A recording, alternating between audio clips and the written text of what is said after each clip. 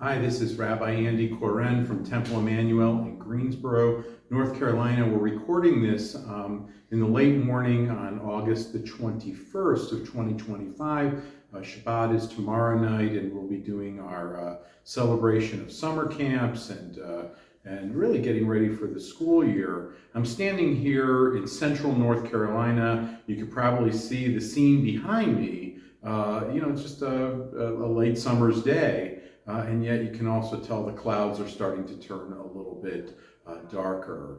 And one of the reasons that I'm standing here is because, as we know, there's a hurricane that's making its way up the coast of the United States right now. Hurricane Erin, E-R-I-N is how it's spelled. And this part of the country has had its share of hurricanes and storms over the years. It's just been roughly a year since Hurricane Helene hit North Carolina. Earlier in the summer, there was serious flooding in the central eastern part of our state, and now the outer banks, which kind of jut out into the Atlantic Ocean, really have been evacuated.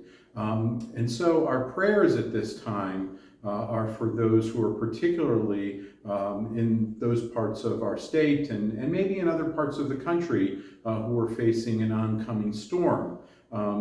As we often say, long ago, and we know this, in the Bible there is this sense that natural events were punishment for something that people did. Long ago we left that behind. However, we really reach out with our prayers and say, God, watch for those people who are going to be spending their nights away from home, whose areas might be flooded and it may be a couple days before they get back, and keep everybody out of harm's way, safe and sound.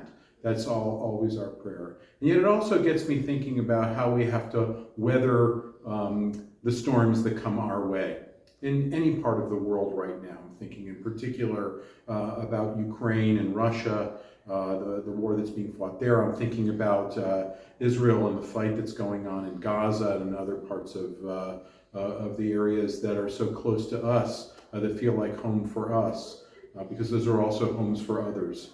And so I guess that the prayers right now are that we'll all be able to weather the storm, to be there for one another, and to find a better way forward, a better tomorrow. So let that be our blessing, a blessing of goodness, peace, safety, and better tomorrows, so that we can weather the storm.